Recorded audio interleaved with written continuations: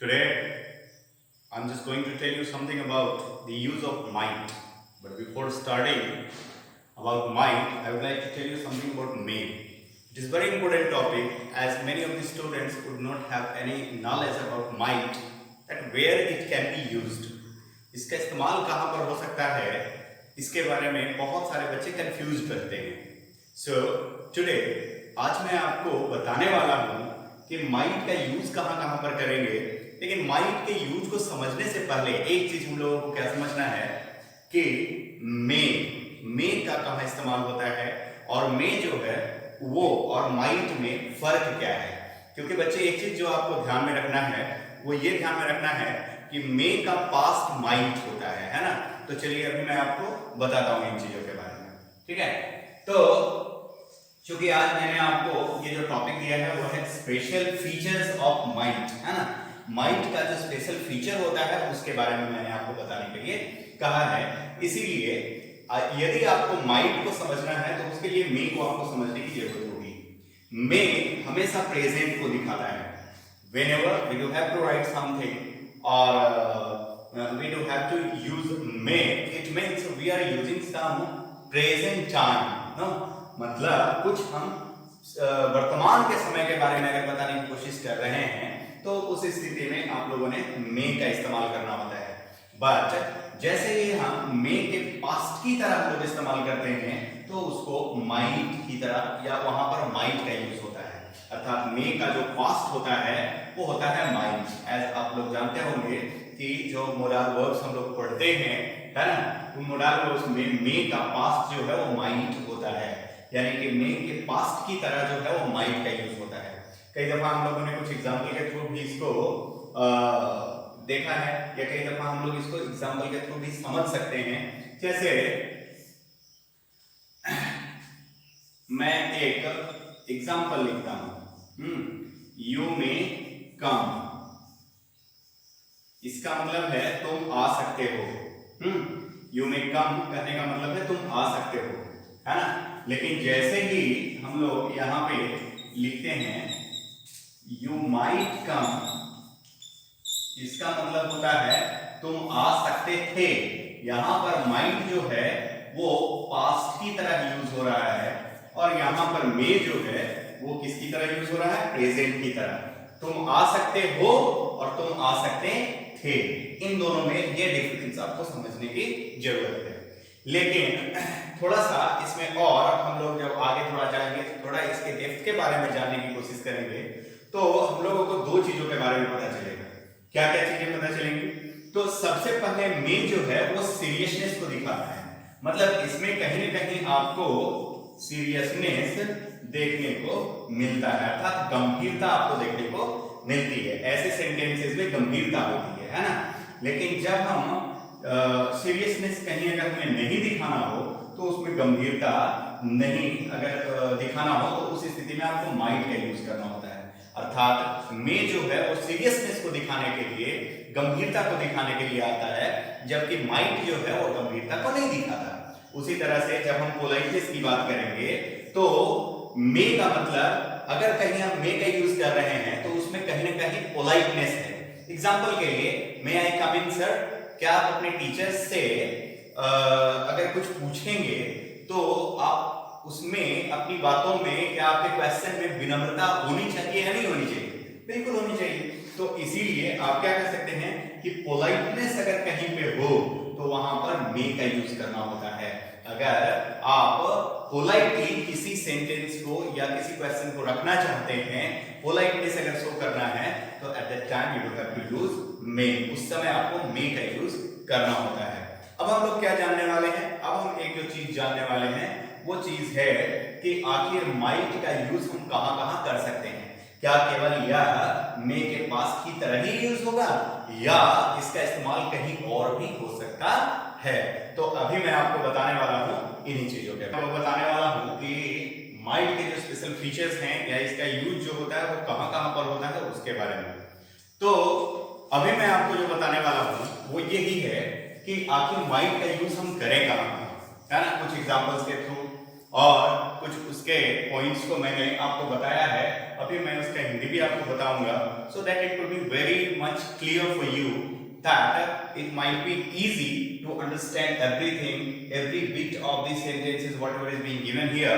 तो अभी मैं आपको वही बताने वाला हूँ कि माइट का यूज हम लोग कैसे और कहां पर करने वाले हैं और आखिर किन चीजों में हम लोग माइट का इस्तेमाल करें, ठीक है।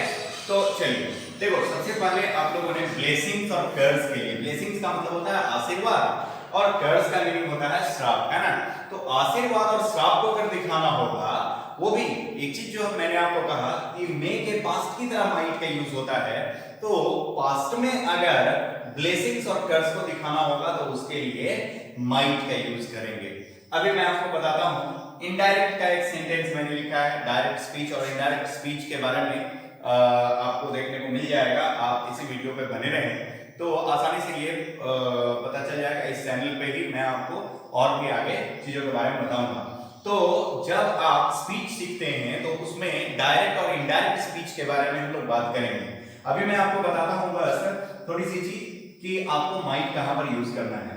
ही सेड, उसने कहा। देख लो बच्चे, एक चीज ध्यान रखना, यहाँ सेड जो है वो पास्ट को दिखा रहा है, तो जब यहाँ पे ये पास्ट है तो इसका सेकंड सेंटेंस भी पास्ट ही होना चाहिए, और इसीलिए हम लोगों ने क्या लिखा कि सेड, उसने कहा दैट कि सोहन माइट सक्सीड, कि सोहन सफलता को प्राप्त किया या सोहन ने सफलता प्राप्त किया।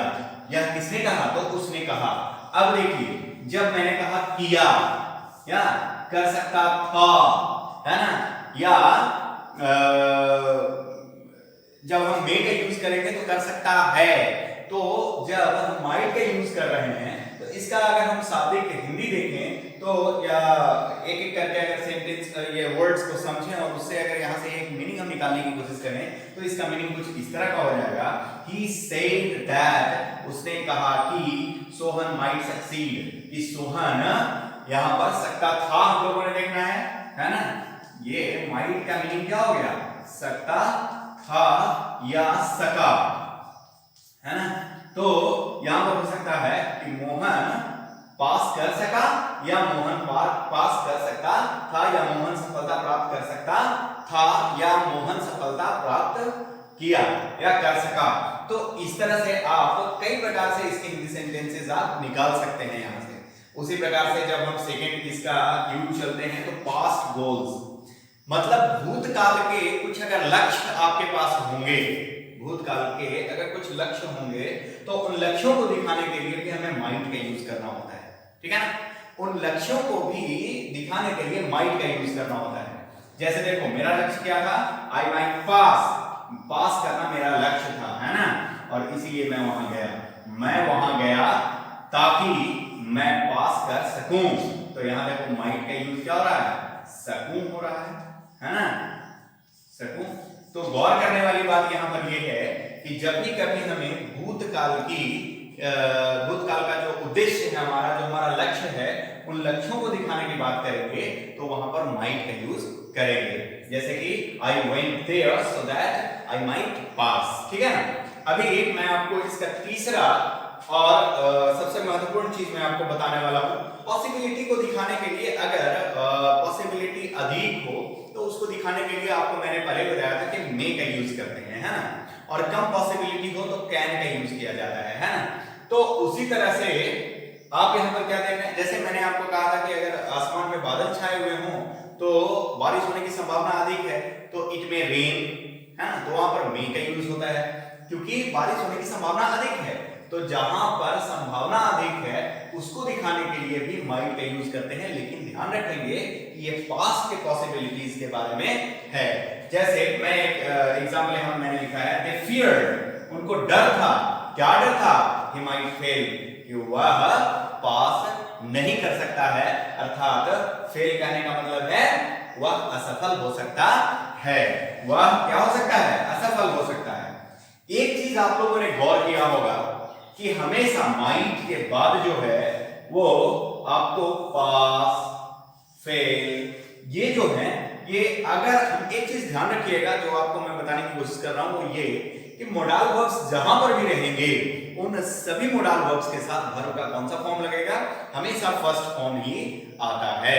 अर्थात वर्ब का हमेशा फर्स्ट फॉर्म आपको यूज करना होता है उस वाले पर्टिकुलर थिंग के साथ। ये जितने भी मोडाल वर्ब्स हैं उन सभी मोडाल वर्ब्स के साथ, जैसे यहां पर मैंने मे के साथ वर्ब का फर्स्ट फॉर्म इस्तेमाल किया है, सिमिलरली आपको ऐसे ही काम करना है ना।